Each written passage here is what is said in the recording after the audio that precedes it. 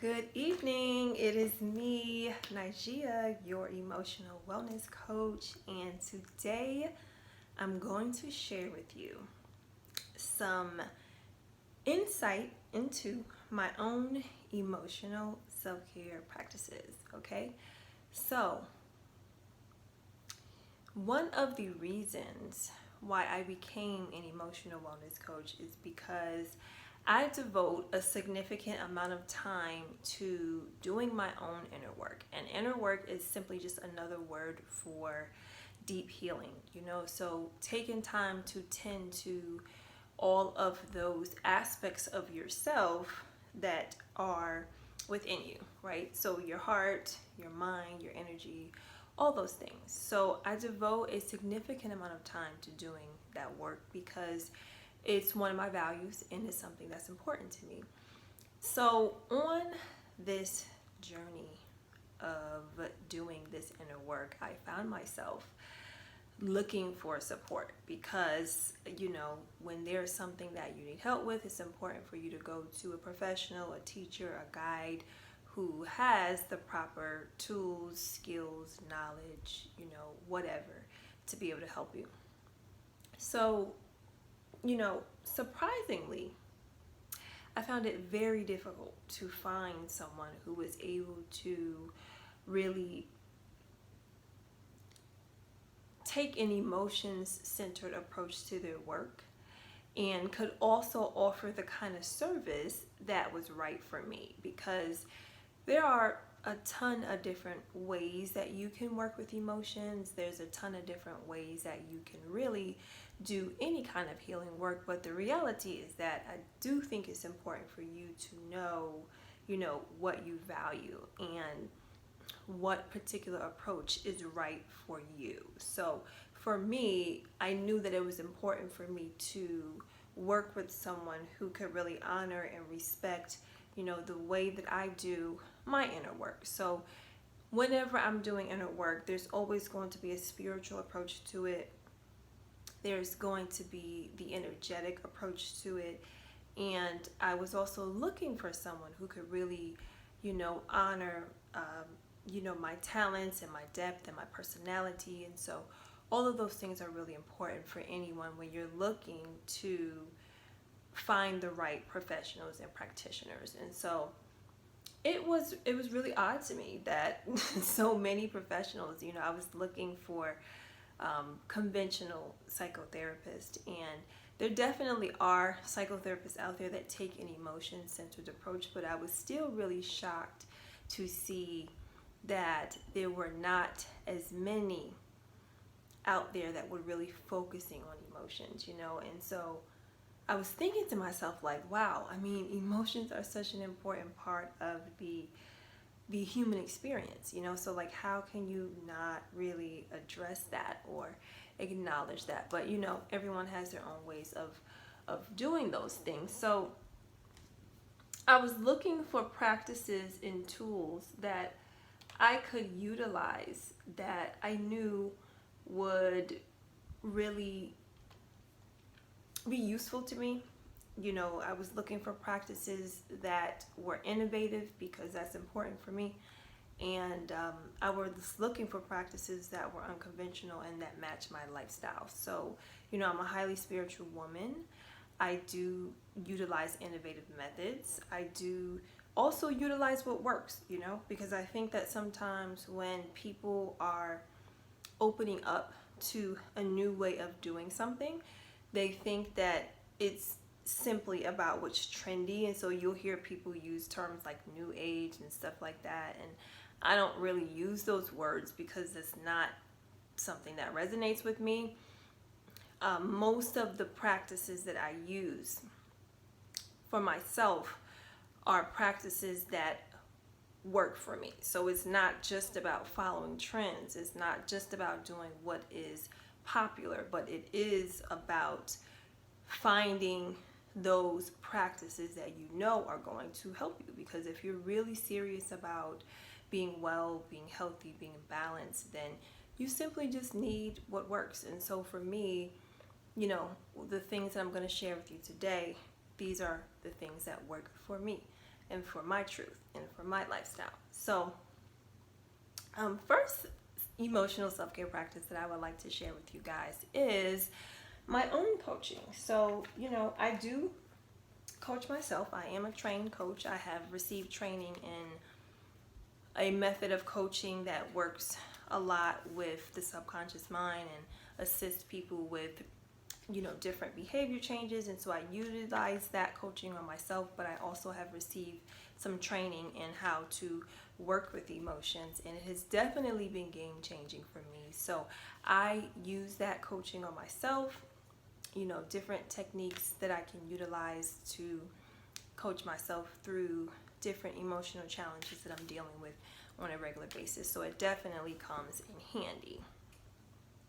The second emotional self-care practice that I would love to share with you guys that I like to engage in is a grieving ritual. So I actually recently did one this year to honor the passing of my mother. So a grieving ritual is simply just a ceremony that you can create. It's like a sacred ceremony that you create to honor the grief that you're dealing with. And grief is usually related to the loss of something. So it could be the loss of a loved one, the loss of, maybe even in something like an old job, or even the loss of an old version of you. It could also incorporate or be helpful for, breakups and things of that nature. But it's really just a sacred ceremony that you create for yourself to really allow yourself to go through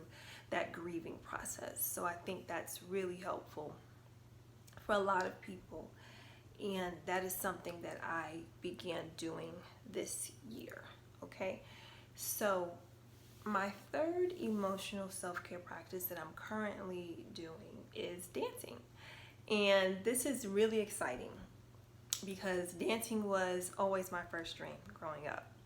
And I am super excited to know that I can now incorporate it into the work that I'm doing, and that now it has a different purpose, and that it has, a different meaning in my life. So dancing is really helpful because it can be so many different things. For me, it is actually like a form of energy healing, because when you're working with emotions, you're working with energy. And one of the things that I talk about a lot is the importance of not allowing yourself to get stuck in an emotion that's not helpful to you. So the dancing can really help to move that energy around. It can help you to really circulate energy.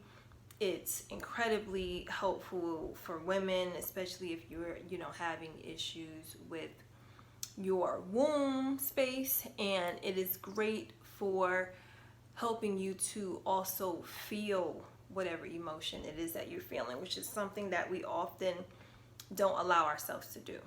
So dancing is absolutely one of my favorite ways to work with my emotions and the energy of emotions. And so that brings me into my next practice, which is womb work. Okay, so the dancing actually goes hand in hand with the womb work, and this is especially important for women, because when we're talking about emotions, even though your emotions actually can be in any part of your body, like your emotions can actually live in any organ, but the sacral chakra is especially connected to our emotional body in the way that we experience emotions. So it's incredibly important for women to find some way to begin incorporating womb work into your life. It is absolutely important because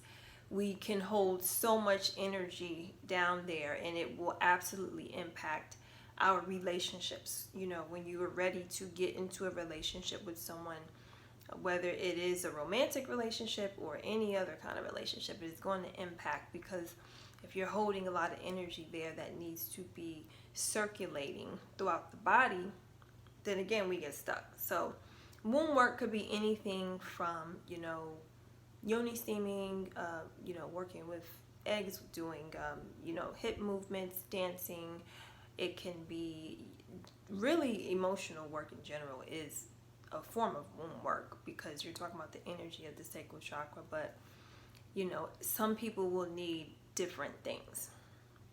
So any version of womb work, whatever it is that you're needing at this particular time, in your journey, and that's something that I think every woman needs to be incorporating into her emotional self-care practice, because there's so many wonderful things that you can do, and we will be getting a little bit more into that later as we get to know each other better. Okay, so the last aspect of my emotional self-care practice that I want to share with you guys is energy healing. And this is one of the things that definitely makes my work a little bit unique because there are different ways to work with emotions. Like I said before, there is the conventional psychotherapy way. I do love working with the mind. I love mindset work as well. It absolutely is important, but there's also the energetic aspect of it. And the way that we know that is because if you are someone who experiences anxiety or have ever experienced that, you know that it is an actual sensation. It can create sensations rather in the body, right? So we know that there is absolutely an energetic aspect of it. And so there's plenty of ways to do energy healing work as well. You'll be seeing a little bit more about that from me in the future.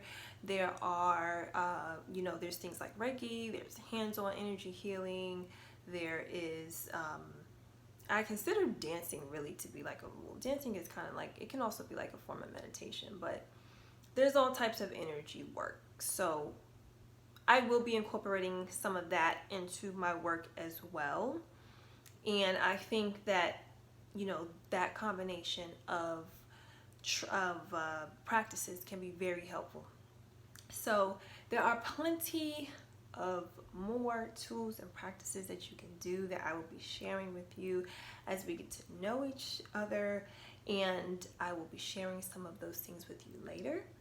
But for now, I want you to be well, I want you to be healthy, I want you to be expressed, and I want you to know that if you would love to get started with working with your emotions, you can book a free call with me. You can book a free help me navigate your emotions, help me navigate my emotions call, where you will be able to see if my coaching is a good fit for you. Or you can click on the link below, get a copy of my free emotional confidence roadmap, where I am outlining the 5 to 6 primary steps that I take people through to help them and deal with their emotions. So I will see you guys in my next video.